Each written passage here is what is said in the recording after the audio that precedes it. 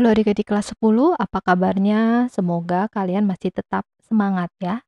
Nah, kali ini kita akan membahas Rhizopoda.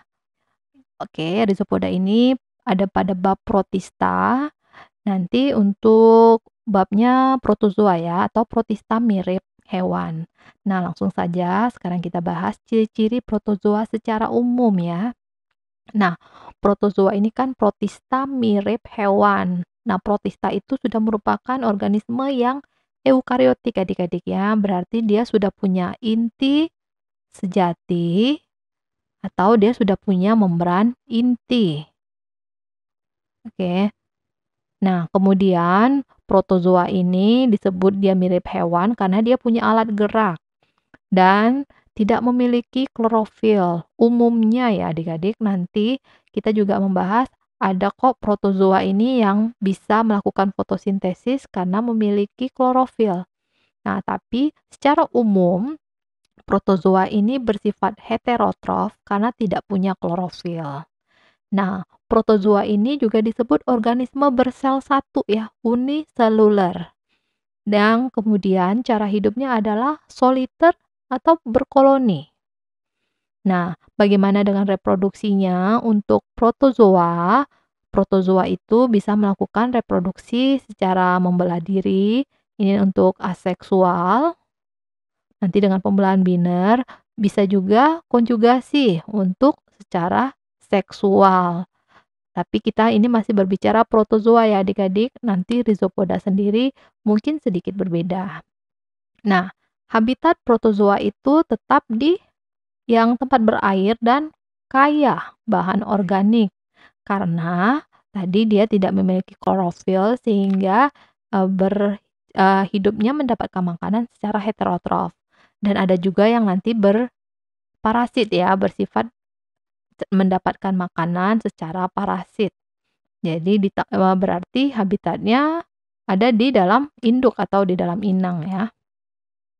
Nah, sekarang kita lihat ciri-ciri dari Rhizopoda. Kalau tadi protozoa secara umum, sekarang kita masuk kepada Rhizopoda.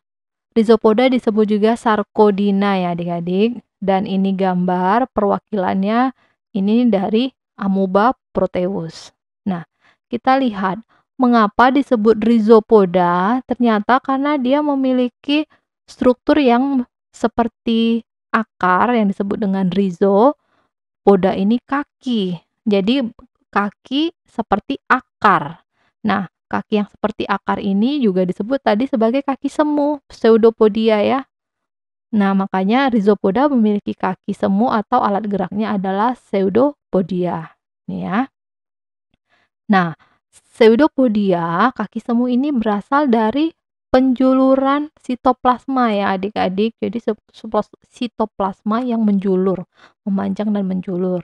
Nah, selain untuk bergerak, kaki semu juga bisa berperan penting untuk mencari makan tadinya ya. Ini makanan ini. Nanti kita lihat bagaimana cara makan dari Rhizopoda. Nah, sekarang kita lanjut ciri-ciri lainnya. Kalau tadi kita hanya membahas ciri dari alat gerak. Sekarang kita lihat reproduksi. Cirinya bahwa si Rhizopoda ini reproduksinya hanya melalui pembelahan biner. Berarti dia secara aseksual ya. Jadi tidak mengenal reproduksi secara seksual untuk si Rhizopoda. Kemudian umumnya bersifat heterotrof karena tadi tidak punya klorofil ya. Nah, heterotrof ini nanti dia juga bisa secara parasit cara hidupnya. Kemudian, Rhizopoda memiliki bentuk sel yang tidak tetap atau berubah-ubah. Dan saat kondisi lingkungan tidak menguntungkan, untuk tetap hidup, Rhizopoda akan membentuk kista. Oke, jadi kista ini tetap hidup tapi tidak aktif karena tadi dia mungkin makanannya kurang saat kondisi lingkungannya ini tidak menguntungkan. Nah, habitatnya di mana? Hidup dia di tempat yang basah atau berair dan kaya bahan organik ya adik-adik. Selain itu juga ada yang bersifat parasit.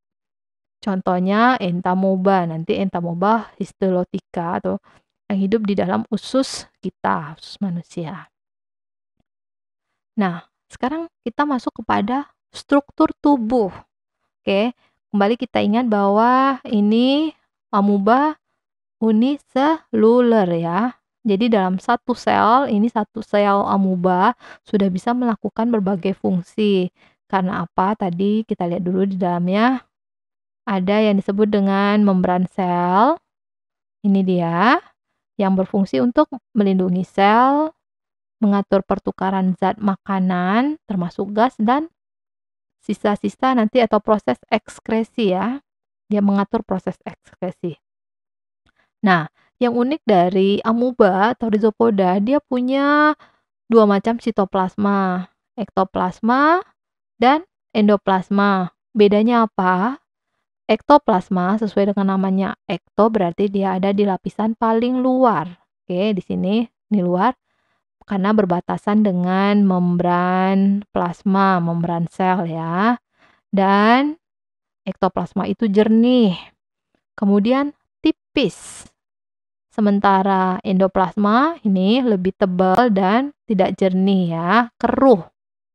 Ada di lapisan lebih dalam. Nah, mengapa dia keruh? Karena mengandung organel sel. Organel itu apa aja? Ada mitokondria, ada vakuola makanan, ada vakuola kontraktil, ada lisosom. Makanya dia menjadi lebih keruh. Nah, sekarang kita lihat berikutnya masih kepada struktur tubuh si amoeba.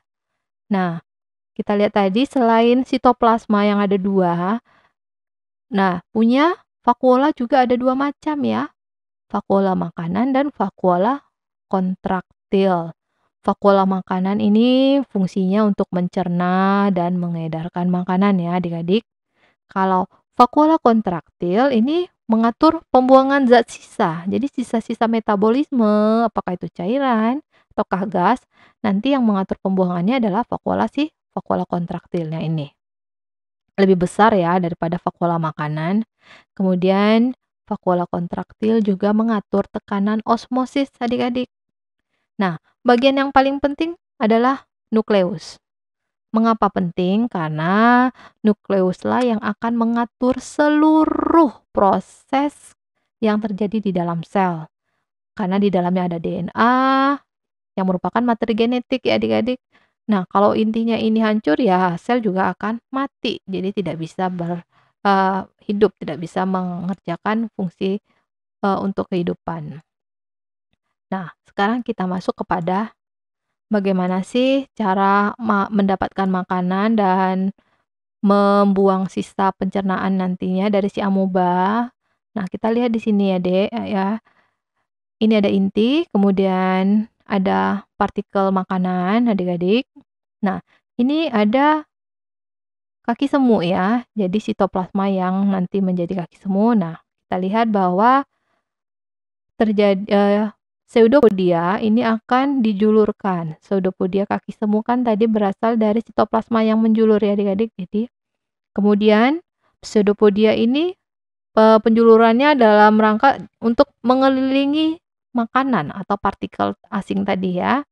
Setelah dia bergerak menuju makanan, pseudopodia akan mengelilingi makanan. Oke. Nah, ini sudah dikelilingi makanannya itu, kemudian akan dicerna oleh vakuola makanan ya, jelas sekali. Nah, ini masih dalam bentuk yang padat atau kompleks. Nah, ini sudah mulai dicerna nih adik-adik. Kita bisa melihat yang hitam-hitamnya makin sedikit. Nah, ini semakin sedikit lagi. Jadi, setelah dicerna, ada bagian yang nanti diserap, ada bagian yang akan dibuang. Nah, ini yang tidak dicerna akan dibuang atau yang tidak diserap. Oke. Nah, sisa pencernaan dibuang. Sampai di sini paham ya? Kalau ini tadi berarti istilahnya adalah mengalami invaginasi ya, masuk. Kemudian nanti ini dikeluarkan setelah tidak tercerna atau sisa-sisa pencernaan zat yang akan dibuang, sisa pencernaan.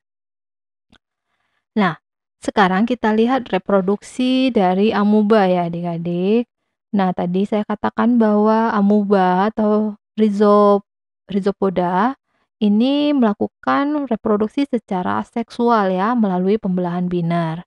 Nah, prosesnya bagaimana? Kita lihat bahwa satu amoeba dewasa ini akan mengalami pembelahan inti di bagian tengah ya, yang disebut dengan karyokinesis. Selanjutnya mulai terjadi pelekukan. Jadi sitoplasmanya mulai melekuk, oke, ke arah dalam membran plasmanya. Begitu juga nanti sitoplasmanya nanti mulai melekuk. Nah, semakin lama semakin dalam dan nanti akan putus, sitoplasmanya membelah, yang disebut dengan sitokinesis ya. Jadi sitoplasmanya mengalami pembelahan, akhirnya terbentuk dua sel amoeba yang sama. Jadi nanti dari satu bisa menjadi dua. Nanti masing-masing membelah lagi, berarti menjadi 4. Demikian seterusnya ya adik-adik. Semuanya terjadi secara aseksual. Oke, pembelahan biner. Aseksual. Mengapa disebut biner tadi? Karena dari satu sel menghasilkan dua sel anak ya. Nah, sekarang kita lihat peranan dari rhizopoda. Oke, yang pertama kita lihat di sini ada Entamoeba gingivalis. Ini bersifat merugikan ya, karena dia akan menyebabkan radang pada gusi kita. Ini gambar dari Entamoeba gingivalis. Oke, sebentar. Ini penulisannya kurang benar, kita lengkapi. Nah, Entamoeba coli hidup di usus manusia. Ini sih tidak menyebabkan parasit sebenarnya adik-adik ya. Tidak merugikan kita, meskipun ya kadang bisa menyebabkan diare. Nah, ketiga Entamoeba histolytica, parasit pada usus manusia. Dan dia selain diare sih biasanya disentri ya, jadi diare yang berdarah biasanya. Yang disebut juga dengan amebiasis. Ini si Entamoeba histolytica. Ini Entamoeba coli ya. Sekarang kita lihat peranan yang menguntungkan. Yang sering keluar dalam soal-soal biasanya adalah foraminifera dan radiolaria, adik-adik. Nah, ini punya cangkang keras ya, dari bahan silikat. Kemudian juga kalsium karbonat. Sehingga biasanya foraminifera ini akan berperan sebagai indikator adanya minyak bumi. Sekali lagi ini untuk si foraminifera ya, minifera. Nah, dia juga bisa berperan untuk menentukan umur lapisan bumi ya, karena kan semakin banyak lapisan bumi, umurnya semakin banyak, nah nanti minyak bumi juga semakin banyak ditemukan, adik-adik ya. Nah, untuk si radiolaria, ini biasanya nanti sebagai bahan peledak bisa, atau penggosok biasanya ya, atau penggosok. Ya karena tadi punya zat silikat tadi ya, atau tanah di atom nantinya kalau pada yang lainnya. Oke, itu saja bagian yang penting dari rhizopoda, peranan, ciri-ciri reproduksinya. Dan kalau kalian masih ada pertanyaan, silakan kalian tuliskan pada kolom komentar ya adik-adik. Tetap semangat, kita bertemu pada materi selanjutnya. Salam.